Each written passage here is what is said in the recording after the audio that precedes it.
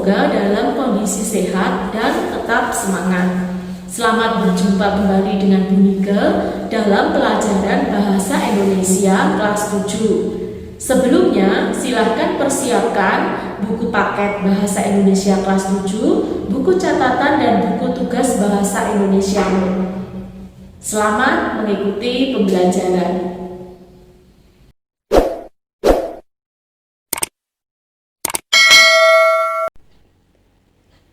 Anak-anak, hari ini kita akan mengidentifikasi informasi tentang fabel.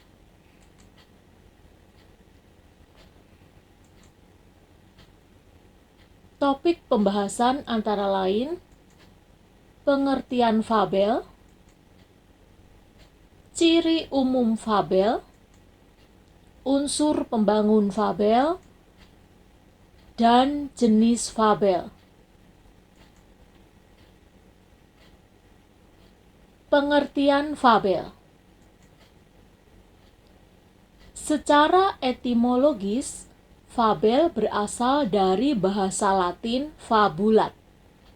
Fabel merupakan cerita tentang kehidupan binatang yang berperilaku menyerupai manusia. Fabel termasuk jenis cerita fiksi, bukan kisah tentang kehidupan nyata. Fabel sering juga disebut cerita moral, karena pesan yang ada di dalam cerita fabel berkaitan erat dengan moral. Teks cerita fabel tidak hanya mengisahkan kehidupan binatang, tetapi juga mengisahkan kehidupan manusia dengan segala karakternya. Fabel adalah cerita fiksi berupa dongeng yang menggambarkan budi pekerti manusia yang diibaratkan pada binatang. Ciri umum fabel antara lain: 1. Fabel mengambil tokoh para binatang. 2. Watak tokoh para binatang digambarkan ada yang baik dan ada yang buruk, seperti watak manusia. Mereka mempunyai sifat jujur, sopan, pintar, dan senang bersahabat, serta melakukan perbuatan terpuji. Mereka juga ada yang berkarakter licik, culas, sombong, suka menipu, dan ingin menang sendiri. 3. Cerita fabel tidak hanya ditujukan kepada anak-anak, tetapi juga kepada orang dewasa. 4. Setelah membaca dan memahami teks cerita fabel, kita dapat belajar pada karakter-karakter binatang tersebut. 5. Cerita fabel menjadi salah satu sarana yang potensial dalam menanamkan nilai-nilai moral. Kita dapat belajar dan mencontoh karakter-karakter yang baik dari binatang itu agar memiliki sifat terpuji. Ciri yang keenam, tokoh para binatang bisa berbicara seperti manusia. 7. Cerita memiliki rangkaian peristiwa yang menunjukkan kejadian sebab akibat. Rangkaian sebab akibat diurutkan dari awal sampai akhir. Dengan kata lain, fabel menggunakan alur maju. 8. Fabel menggunakan latar alam, berupa hutan, sungai, kolam, dan lain-lain. Ciri bahasa yang digunakan. A. Fabel menggunakan kalimat naratif atau peristiwa. Contoh, katak mendatangi ikan yang sedang kehujanan.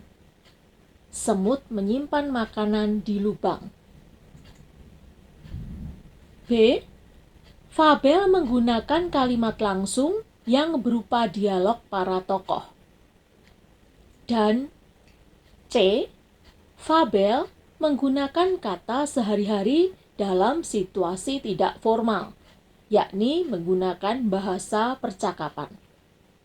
Yang perlu diingat dalam fabel, tokoh jahat atau tokoh antagonis di akhir cerita mereka akan mengalami pertobatan dan berubah menjadi baik.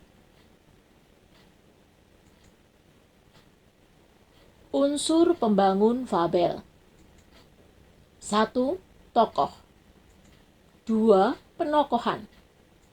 3. Setting atau latar. 4. Tema. 5. Amanat. 6. Alur. Mari kita bahas satu persatu.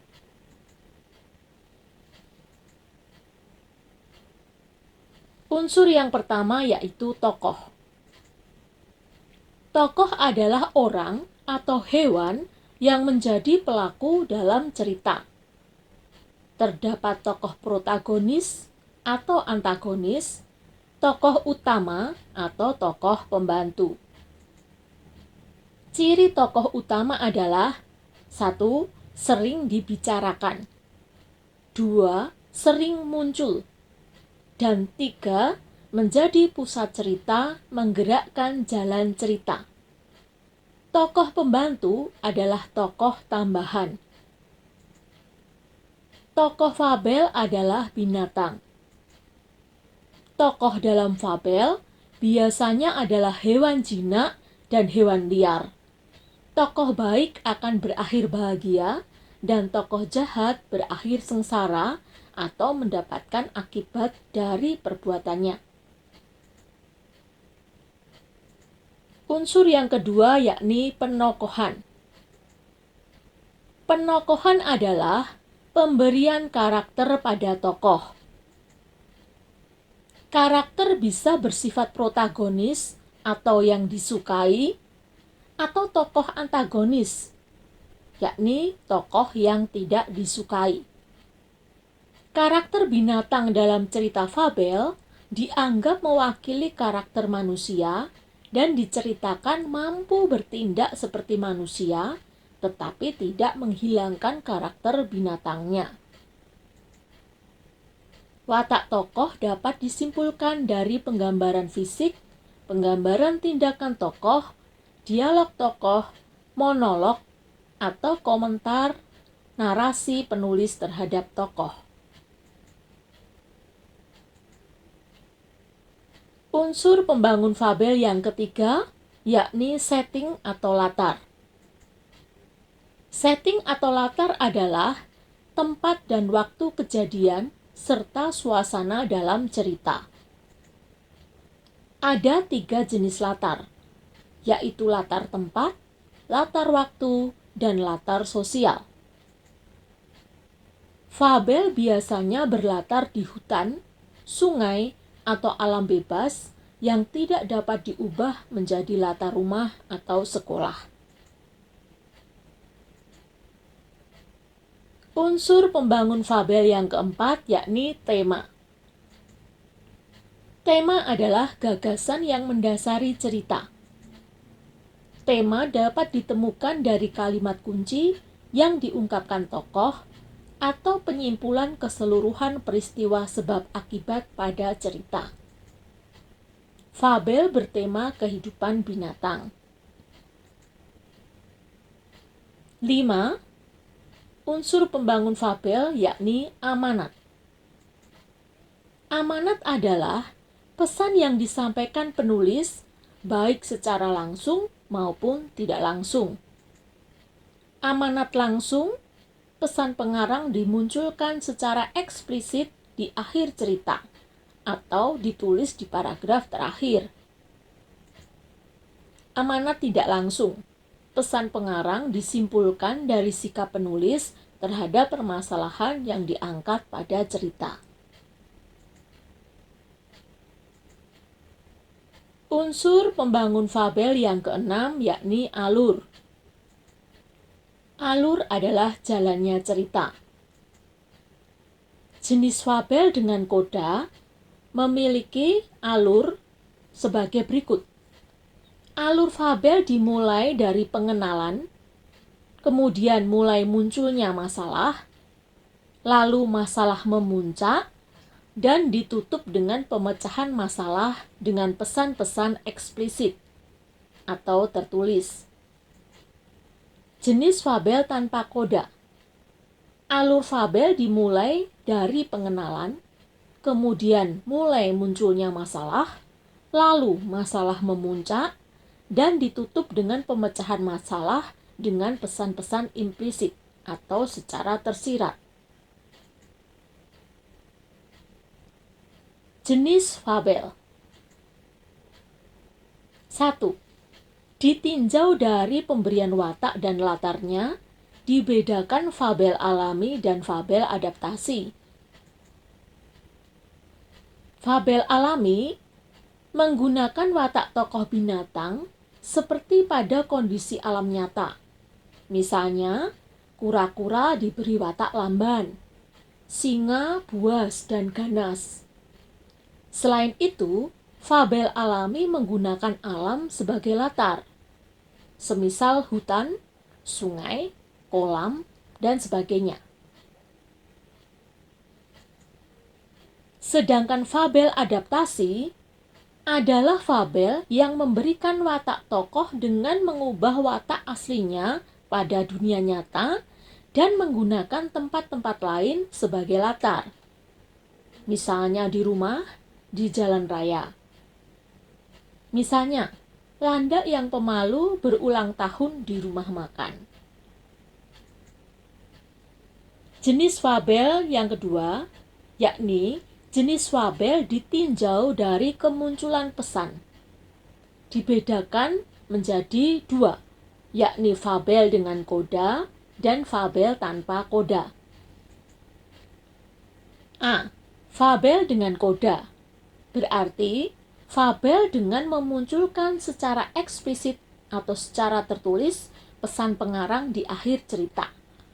Jadi, pesan pengarang ditulis atau terdapat di paragraf terakhir dalam cerita fabel tersebut. Sebaliknya, B. Fabel tanpa koda. Dalam fabel tanpa koda, tidak memberikan secara eksplisit pesan pengarang di akhir cerita. Pesan terdapat di dalam cerita dan disimpulkan sendiri oleh pembaca.